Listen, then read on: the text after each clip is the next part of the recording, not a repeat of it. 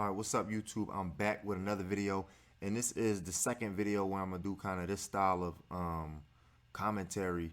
Right now, as of right now, I didn't put out the other one but I did finish recording it. So this will be the second video where I'm gonna just kind of let it play through, and I'm not gonna do as much editing. So I'm gonna jump right into it. So right here, he's in obviously in the mount, kind of slowly just creeping up higher and higher in the mount. And I'm kind of just feeling out the situation and just staying calm, relaxing, and just keep the roll going here. So I think I'm probably going to try and go to like a half guard, something like that. First, keeping them elbows in, stay on the defensive, not get my elbows and arms too far away from my body until I reached up and hug right there. But let me see, what is he going for? I'm not really sure, but yeah. Oh, wait. He passed the half guard, and he's going to the case of Katami. And he does judo, I believe. Has some judo, so that case of Katami hold is probably real natural to him. And I'm not even sure if that's the name of the hold, honestly. This, where is it at? Right there. I'm not really sure if that's the name. I think it's a judo hold for sure, but I don't know if that's the name. But the way I like to get out of this is I put my hips right up against his, and then I bridge forward. I want to get his head to the mat and then go backwards. And that's a fairly high percentage sweep, getting out of that position, especially if they hold on to it. But right here I find myself in the not half guard, in side control. And just kind of just moving and feeling and seeing what I have. Right here I see a head and arm choke. All right, he did a good job of getting out of there. Kimura. And again, like I say in a lot of my videos lately, I really like the Kimura grip. And again, I can go to an arm bar, get to the back. It just really kind of depends on what the person does. But here, I find myself in spider web, and probably try to knock the hands loose. And again, I've watched this video maybe once or twice before. I wanted to make it like a live reaction type of deal. But, all right, so I didn't go for the arm bar. I went calf crusher. I'm sorry, bicep crusher, bicep slicer. So I just kind of figured for my legs over the top of his. And I don't know if that's legal in competition. I think it goes by belt level, but it's open mat. So I kind of just threw it up there, and he tapped. So right there, I'm gonna try not to rewind and pause it too much, but when I see things that I want to point out, I'm gonna rewind it. But right here, when I got up, what I was trying to do was kind of jump backwards and end up on his back, but he was a little too high. It was a little too high, so I had to stay in front of him. And again, there I go again. I went to the Kimura grip. He spun away from me, so I just swung around to the back. And I said this in the last video too. When I get to people's back, for whatever reason, especially in the gi, I know this is no gi, but especially in the gi, I don't usually finish with a rear naked choke for whatever reason. I end up doing something else other than the rear naked choke. But right here I was on his back, and he kind of comes up, and I'm gonna get like a reverse. I think I ended up like with a reverse triangle here, or not a reverse. I don't know what kind of triangle that's called, but where you get the triangle and you pull up on the legs, and then you kind of push your hips forward. Like if you see my hips, in order to finish, because a lot of guys that are like flexible, they can get in this position, they'll just stay there. But watch my hips.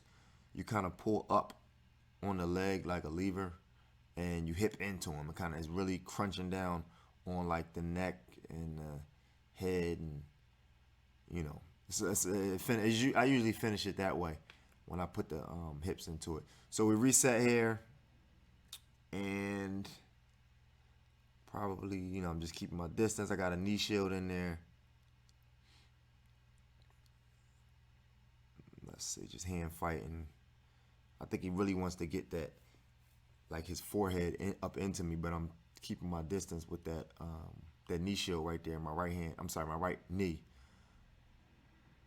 Yo, my arms look way longer on camera, yo. But so here, probably get back into full guard or half guard. Okay, I went for the little sweep.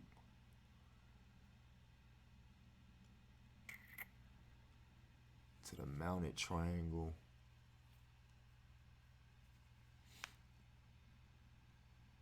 Roll there.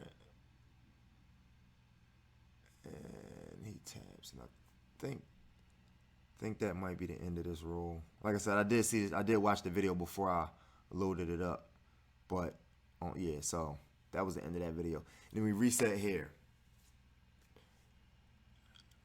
I'm sorry, not reset. This is obviously a different roll.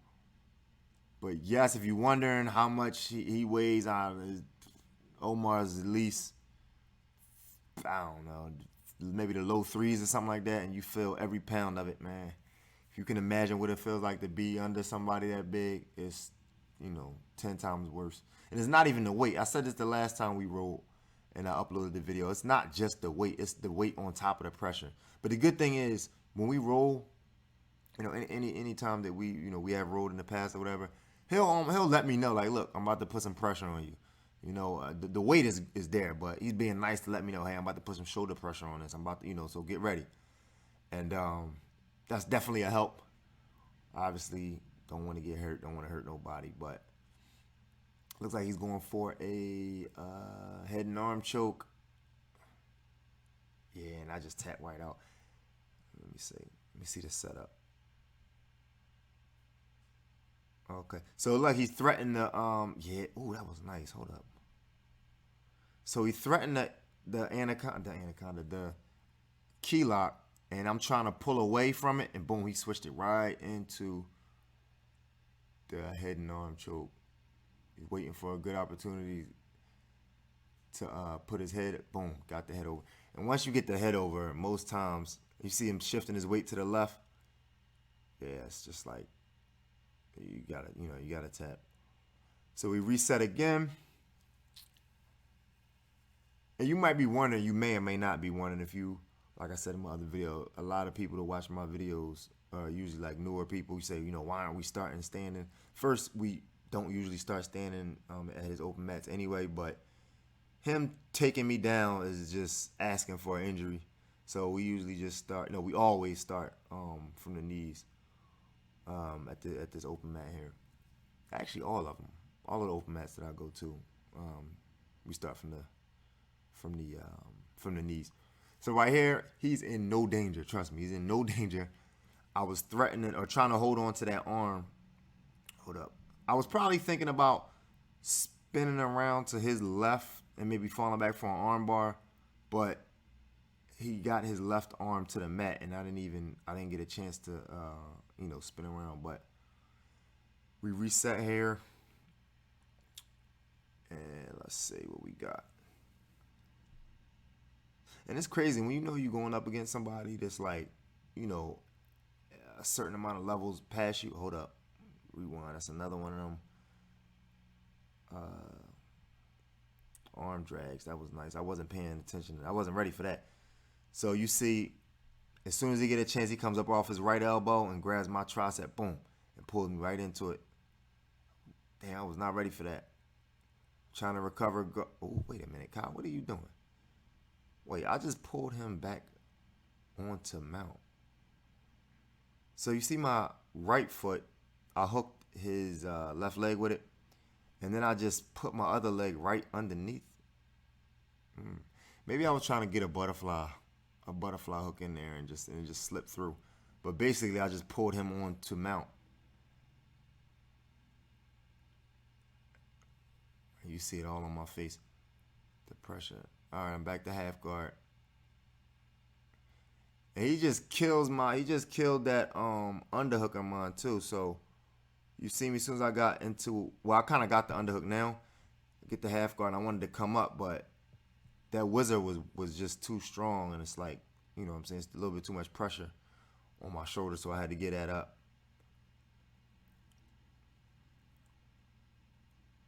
So again, he's got my face, pressed to the other side.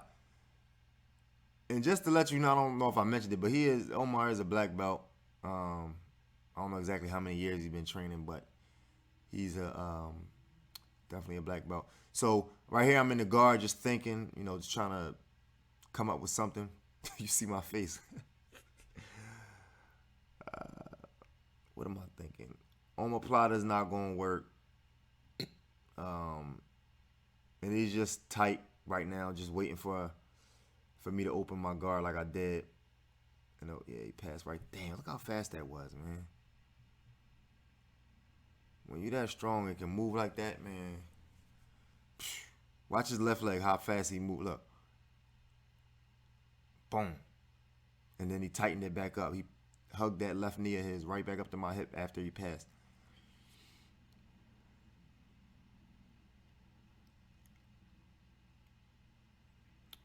And at this point, I'm just surviving, really, trying to. Oh, I remember. Watch this, y'all. I'm what is it called? I'm prepared for a mounted triangle. I'm trying to get my left knee between him and me, but it was too late. Look at that, man. Hold up, run that back one more time. And this is about to be the end of the video. But look at the setup. Look at the setup. He's got my left arm pinned, boom. Straighten my left arm out, then pins it down with the knee, his right knee. Probably threatened a little wrist lock there, but once he did it that second time, boom. Look at that. Finished it. Pull up on the head. And that's it. And I think that was the end of the roll. Yeah, that was the end of the roll. So that was that. Again, thank you for watching the video. I said this is my second time doing kind of this style of video where I'm just rewinding and fast forwarding it live. Not as much video editing.